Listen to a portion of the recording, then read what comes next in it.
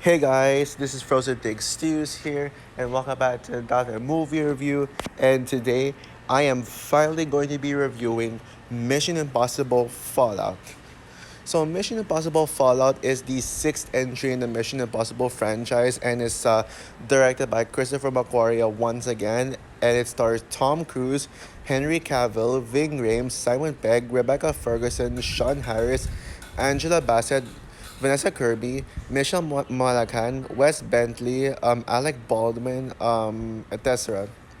And so basically, the plot for Mission Impossible Fallout, it tells a story taking place 2 years after the events of Mission Impossible Rogue Nation, where when syndicates is still out there, and now they have renamed themselves to the Apostles, so where they still are out there trying to take down the IMF, and Solomon Lane has escaped from custody, and now the new apostles is trying to acquire three plutoniums, and Ethan goes in a mission. Ethan and the IMF team goes on a mission to take back the plutonium cores.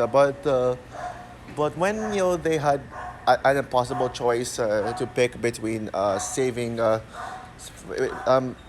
after they gave Ethan the impossible decision to either save Luther's life, or stop or defeating them and to get the course back. Ethan chooses to save Luther's Luther's life, which allows the apostles to get away with the plutonium, and now they must be able to fix this mission and stop them, while also stopping Solomon Lane.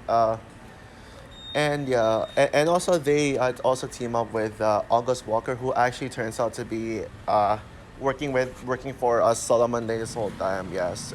So yeah, that's all for the plot. So yeah, I think everyone is aware about how universally loved Mission Impossible Fallout is. I mean, this movie is literally unanimously agreed upon to be most people's favorite Mission Impossible movie. Although some would say Ghost Protocol is their favorite, and others, like me, would say the recent Dead Reckoning is their favorite. It sucks that I didn't get to review this movie leading up to Dead Reckoning, because this is the movie that came before Dead Reckoning. But yeah, I had no time. I didn't really have any time since I was on vacation with my family. Although of course, well, I still was able to do reviews, like as you saw, like I did reviews during my vacation. But but at the time, like on the first 2 days, I had to go out and do a lot of things, so I had no time to review this movie. And also, I didn't really have my laptop with me, so it would be impossible for me to be able to edit. And I tried to watch this, and also yeah, I couldn't really review Rogue Nation. And if I didn't review Rogue, and if I watch this without watching Rogue Nation, then I don't know, I wouldn't want to do that. And if I watch Rogue Nation and not this one, then yeah, but both Rogue Nation and Fallout, and the first one were pretty much the most important Mission Impossible movies to be seen in the preparation for Dead Reckoning, because Dead Reckoning pretty much connects to those three mentioned films. And yeah, and I still remembered how unreal the hype was for this movie. Even though sadly they did release a trailer a bit late, well, they were able to make it worth the wait, as they put out one of the greatest trailers of all time. Yeah, the first trailer with the friction song. You can't fight the friction. Yeah, that song. Yeah, that might be probably my favorite Super Bowl trailer ever made. Period, and one of the top 10 best trailers of all time. Yeah, that trailer really just gets your blood pumping. I'm actually not sure which trailer, which is the best Mission Impossible trailer, that one or the second trailer for Dead Reckoning. But yeah, I would say that this movie had a better teaser trailer than Dead Reckoning did. I will admit. Since Dead Reckoning, I mean, they surprisingly released a trailer off far too early. Like, I guess because of Top Gun Maverick, and it did look unfinished. Like, like it looked so obvious that they haven't really finished yet, and it kind of felt like a fan made trailer attack, but it's still a really epic trailer. I mean, fan made trailers can still be great, and yeah, this was certainly one of my most anticipated movies of certainly one of my most anticipated movies of the whole year, and yeah, so the trailer dropped, and yeah, yeah, the second trailer dropped, and it still got the hype train going, and then you got the reviews like lyrics, like this movie pretty much started at like a perfect 100%, and everyone was calling this the best Mission Impossible movie, and I'm gonna tell you guys one fun fact right now. I'm gonna tell you guys something that you didn't know about me. It has something to do with this movie.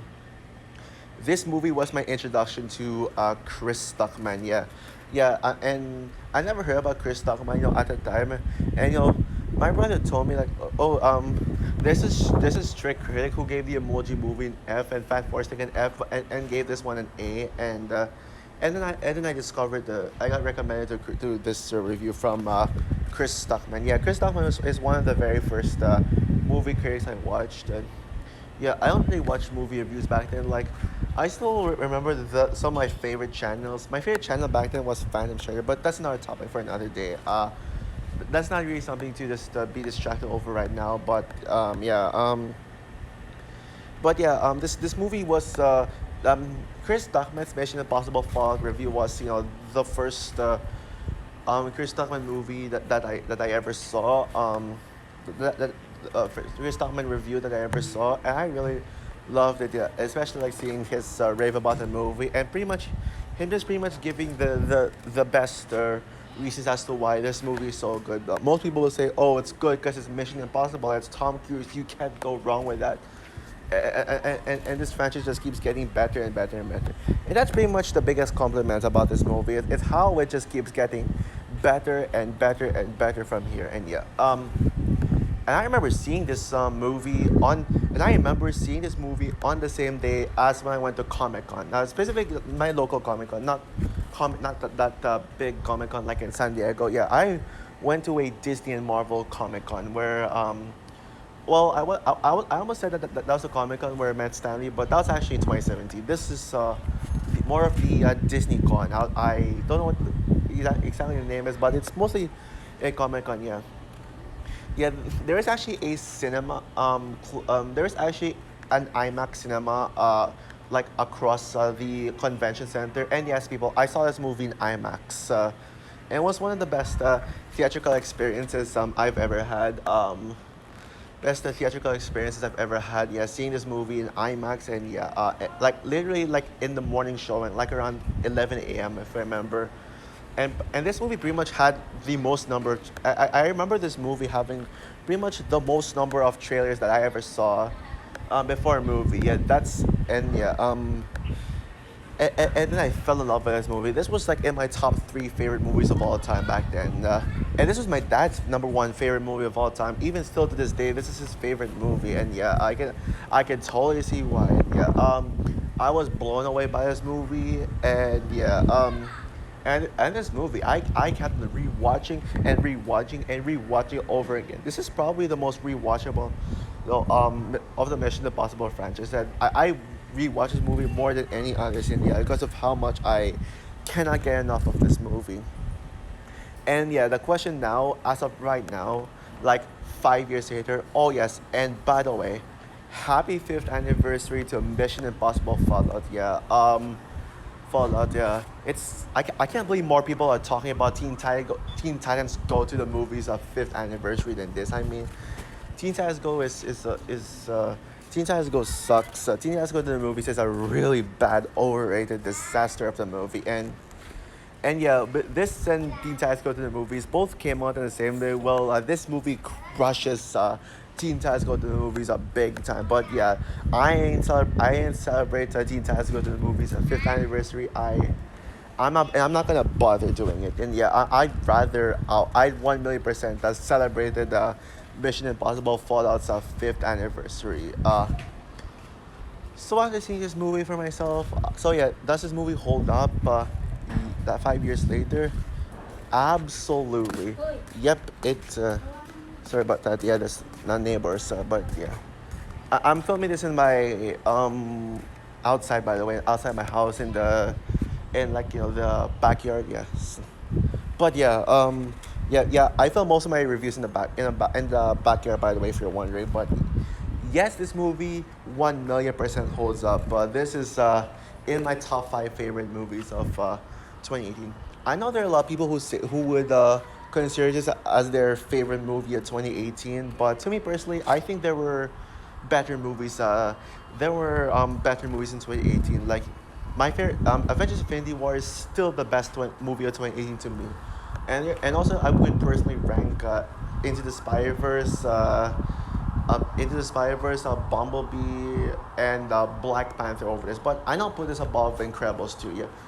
Now, by the way, Infinity War doesn't really count as a summer movie because it came out in April. Like, summer movies, I consider summer movies when it's my summer break, like late May until end of July, because my school usually starts in August. Yeah, my school usually starts in August, so yeah. So yeah, I don't really count the MCU films that came out in May a summer movie because I still have school when those movies come out. Like I don't even consider Endgame as a summer movie since Endgame came out when I still had school. Same goes for Infinity War. So yeah, Incredibles 2 was initially my favorite summer movie. But after rewatching Fallout, yes, I gotta say this is the best summer movie of 2018. I wouldn't say no competition since Incredibles 2 does come close to this one, but this movie is still a masterpiece. Undoubtedly a masterpiece. Now, now the question is, how does this movie compare to Dead Reckoning Part 1? I will say objectively this is better, but personally, yes, I still think Dead Reckoning Part One is my favorite. And I know that's a hot take. That's pretty much a hot take to say that Dead Reckoning is better. Dead Reckoning is better because yeah yeah Dead Reckoning is better because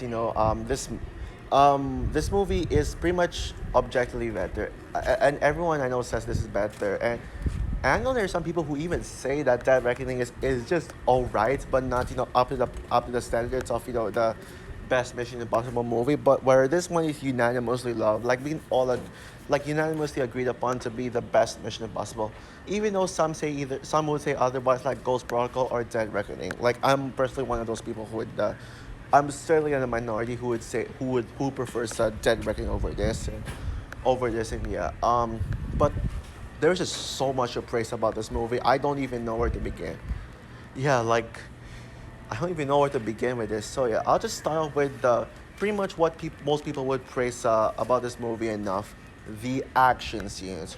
Oh boy, the action scenes in this movie are absolutely mind blowing. Yeah, like I would say both this and Dead Reckoning equally have the best action scenes in the franchise, but yeah, and the best stunts. Yeah, the scene with Tom Cruise jumping off the cliff in a motorcycle is still my favorite. Is still my favorite Mission Impossible stunt. But this one you got a lot like you got of the Halo jump and the Halo jump scene, and the helicopter chasing in the climax, and of course the infamous London running scene where Ethan chases August Walker, and then we see Ethan Hunt, and then we see Ethan jumping off the window of a tall building and pretty much lands with his ankle broken. And by the way, I got a confession to make. I actually never really noticed Tom Cruise breaking his ankle until now. Yeah, I knew, like, breaking his ankle until now, but yeah, but on this rewatch, I saw Tom Cruise's ankle breaking, just clearly breaking, and yeah, and the fact that he actually still was able to get up and continue running super fast, like almost like Sonic level fast. Like even with his ankle broken, he's still always able to like not give up and still run even with a broken ankle. That was Tom Cruise just running. That is just Tom Cruise at his most badass here. By the way, am I the only one who's never experienced a broken ankle before? Yeah, sure. I have experienced, my feet, my ankle just hurt, being a little bit sprained, and I've experienced, a tiny bit of pain in my ankle sometimes, but I've never really experienced it being like broken or something, like severe injury. Am I the only one who's never experienced that? I know we've all experienced that, just an- ankle being broken, and then you need to go to the doctor to fix it. Yeah. But yeah, that is certainly one of the most impressive, scenes and that is probably easily the best, chase scene in the entire franchise. And this movie also carries not only the best action scene in the franchise, but the best scene in the franchise in general, the bathroom fight. Oh my goodness, the bathroom fight is just beyond epic. I mean, I love that. I mean, the fact that there's no music makes it even better to me. Even though I always prefer action scenes with music, but yeah, that bathroom fight is just the definition of badass. I mean, you literally got just Tom Cruise and Arliss Walker just just versus what I think is the real John Lark when Ethan Hunt disguises himself as John Lark, and yeah, that bathroom fight, yeah, it really gets under your spine. It really gives you like so much chills down your neck and spine, and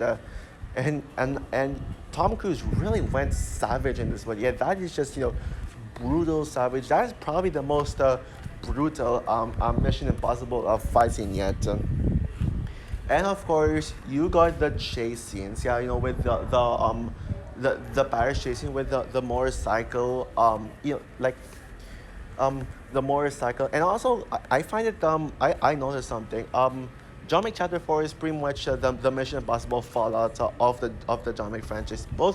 They're both like pretty much two of the most beloved action movies in recent years, and they both and they both have a very similar scene where they both drive a vehicle around the Arc de Triomphe in Paris, and yeah, they both have very similar scenes. And what a coincidence! Yeah, both Fallout and John Wick Chapter 4 have that kind of scene. Only difference is in this one they drive. Ethan drives a motorcycle, while in John Wick Chapter 4, John Wick drives a car around. Yeah, you may actually notice that. And yeah, and and of course, yeah, and then yeah, and then it keeps like going, and then it keeps on going. Yeah, there's like a 5 minute breathing scene with scene of dialogue after that, and then right after that you get already a car chase scene. Yeah, yeah, I mean, what insane. Yeah, this movie is just full of action. Yeah, sure, there are some slow paced moments, which is probably why I prefer Dead Reckoning, because it's just a little more fun. Because it's just a bit more fun, but this one, and it has not single slow scene. This one I was like, well, okay, that's a bit of slow scene, but then it immediately cuts to an action scene, and yeah, there's just so much of these. Yeah, it's like adrenaline rush throughout from start to finish, and yeah, pretty much everything about this movie is just masterful on a technical level. It's just perfect on that level. The action and fight choreography is perfect. The stunt work is excellent. Like, of course, the stunt work is always like peak level when it comes to these Tom Cruise movies, because Tom Cruise really knows how to make his own stunts. He's like, yeah, he's like a. Well, sometimes I feel like he's a better stuntman than stunt person than he is an actor, but he's still perfect. He's still a really good actor either way. The cinematography, the directing is really good, and the score as well. Like, my God, the score. I think this might have the best score in the entire franchise. Like, I love the way that they render the Mission Impossible theme with the dun dun dun dun dun dun dun dun. Yeah, it is just perfect. Yeah, even the score in the opening note, you can already feel that it's going to feature the best score in the franchise, and it doesn't disappoint. And Christopher McQuarrie's directing is just spot on, and even the sound design. How did this not get an Oscar nominee for Best Sound? That is a crime to not nominate this for pretty much any Oscars. So yeah. But of course, we gotta consider the two most important aspects of filmmaking: the story and characters. Yes, of course, this movie is just filmmaking at its finest, and it's just really good on a technical level. But the story and characters are a significant point of every film. So this movie needs to have a good plot and characters to be able to reach the standards of like standards of a masterpiece movie. And I gotta say, I think the story and characters really are really do make this movie worthwhile. Yeah, besides all the action and all that stuff, the technical stuff, I think the story and characters are well done. But once again, just like the other Mission Impossible movies, most of them, the story is very complex. It's a very complex story that really requires you to pay attention. It's not really a movie where you just wanna watch this movie just for the action scenes. If you're just gonna do that, then that's a bad idea. Like I would suggest not to turn your brain off while watching this movie because you're still gonna get confused either way. Like if you're just gonna watch this movie just for the action, then you're still gonna get confused either way. So I would suggest paying attention. However, since I watched this movie like almost 10 times, like around 10, I think I've seen this movie like 10 times now. Like I don't know about around that 10 or at least less than 10. Yeah, I mean the more we watch this movie, the more I think the story is simple if you give it repeat rewatches.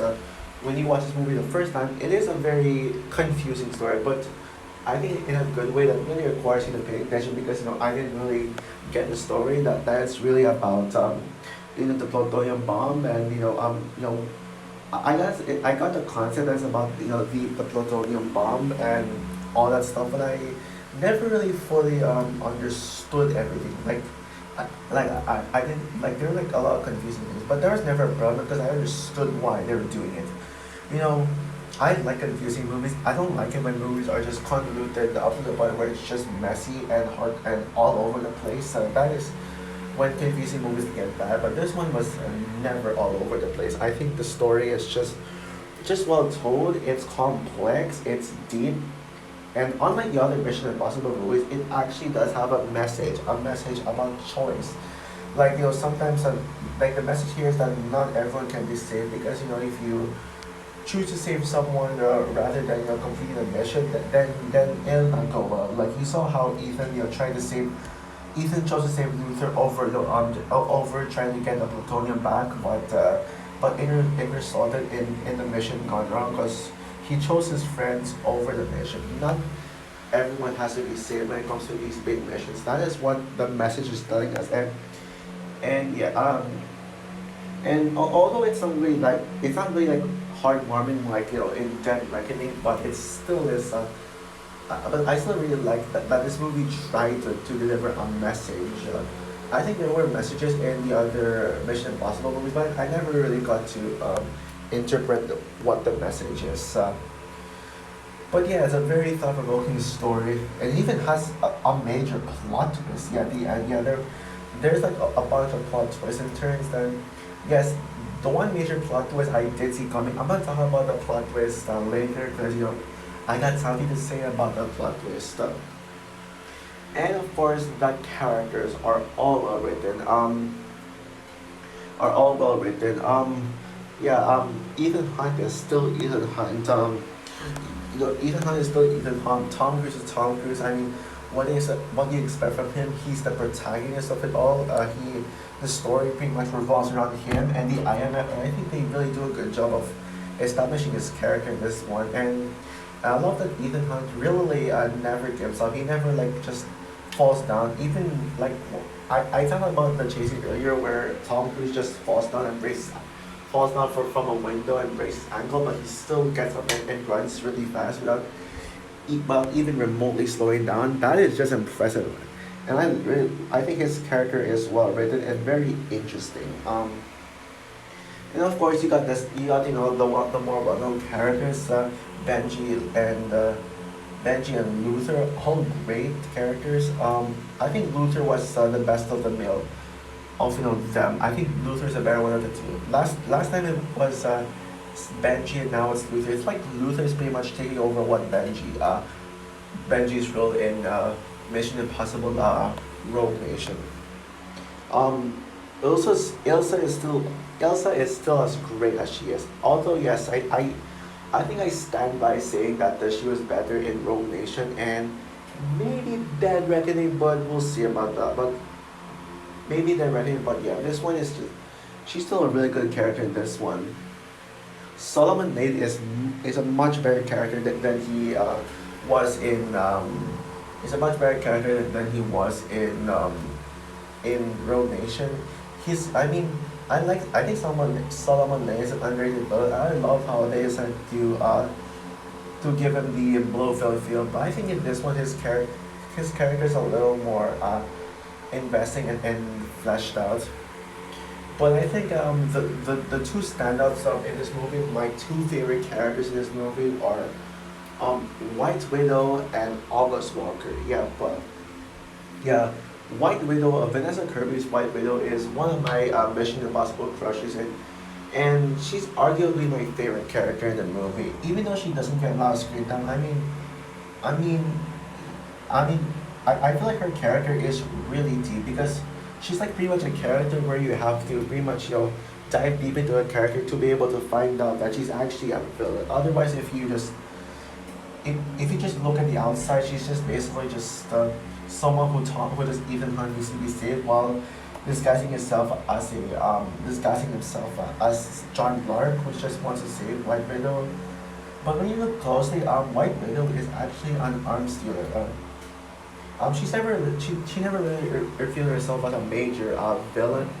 Until like Dead Reckoning. Well, in Dead Reckoning they do reveal her as a villain, but in this one she's just a minor character. But pretty much every scene she's in, like she really stands out. Like one perfect example is that scene at the bar where Ethan pretty much just faces off against the White Widow sub bodyguards, and then later on we learn that she's actually an arms dealer. And yeah, I'm a massive fan of Vanessa Kirby. Vanessa Kirby, I have no doubt about it. Is she one of my favorite actresses? No. But I mean, Vanessa Kirby is hot, no denying about that. And White Widow just, especially when she fights off against, against the bad guys in that bar scene, just wow. Even if she doesn't get a lot of screen time in this one, at least she got more. She got more. Yeah, I do prefer Soul I read more than Ilsa. More than Ilsa, but actually, I'm not sure. I have to debate on that. But in this movie, she's better. But overall, as a character between her and Elsa, I can't really decide right now. We'll see about that. And then we got August Walker. Yeah, August Walker. Yeah, as mentioned in my Mission Impossible 3 review, where Mission Impossible 3 review, yes, August Walker is my favorite Mission Impossible villain. And even still revisiting this movie, he's still my favorite Mission Impossible villain. For sure. I know everyone says that Owen is the best Mission Impossible villain, like from the third film.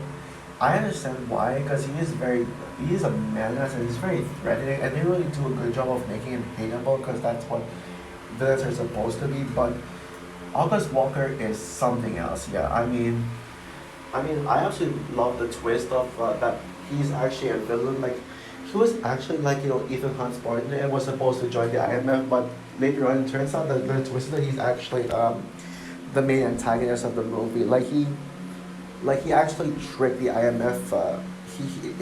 It was all just a setup, and I really like that. And yeah, this movie was literally the result of of Justice League of failing Henry Cavill, cause of Joss Whedon just desperately wanting to reshoot Superman scenes, but Henry Cavill already has a mustache, and then Paramount didn't allow Henry Cavill to shave his mustache, so that is CGI his face. Yeah, that this movie is pretty much a result of that, and it really shows because I think Henry Cavill in this movie is just perfect with his mustache on and all that stuff. Yeah, it's just perfect. And although I would say that Superman is still Henry Cavill's best performance, but this is a close second. And yeah, and Henry Cavill's just brilliant performance is just one reason as to why he is my favorite villain. And oh boy, he did have such a brutal villain defeat at the end. Just wow. And yeah. And although yeah, however, this movie is mostly 99.9% perfect. There is actually one nitpick I have in this movie, and that is pretty much it, the marketing pretty much spoiling August Walker being a villain. Yeah, I read a trivia. Like I actually found out that Henry Cavill is actually the villain just right from the IMDb trivia I read when Henry Cavill said that where it mentioned that Henry Cavill's character Walker is actually the villain, and then in the trailer, specifically the second trailer, also the first trailer too. It spoiled Henry Cavill being the villain of the movie where like in the first half of the trailer he was shown as a good guy, but then later on he was shown as actually a villain, and then in the second trailer it showed that he was actually a twist villain who just betrayed everyone. I wish the marketing just kept Henry Cavill as just IMF member, an IMF member until he just was revealed to be a villain. I think they should have just kept Henry Cavill's being a villain secret. That would have made the twist even more impactful. So yeah, it's not really a flaw. It's just marketing. That's kind of the blame, but. Yeah, but I wonder if people would have predicted that Henry Cavill would have been the villain instead of even without him like being shown as the villain in the trailers. So yeah, so overall, Mission Impossible Fallout deserves to be called the best Mission Impossible movie. I wish I reviewed this before Dead Reckoning so I can praise this as the best Mission Impossible movie. But right now it's sitting at number two with Dead Reckoning being my favorite. But you all know that by now because of how much times I said it's perfect on a technical level, but it still is able to keep its story and character strong. So yeah, and yeah. So with that said, I'm gonna give Mission Impossible Fallout easily a 10 out of 10. So that's all for my review of Mission Impossible Fallout. What is your opinion of this movie? Do you agree with me that this movie is? Do you agree with me that this movie is a masterpiece? Who agrees with me though that Dead Reckoning is slightly better than this one, or is this your favorite Mission Impossible movie?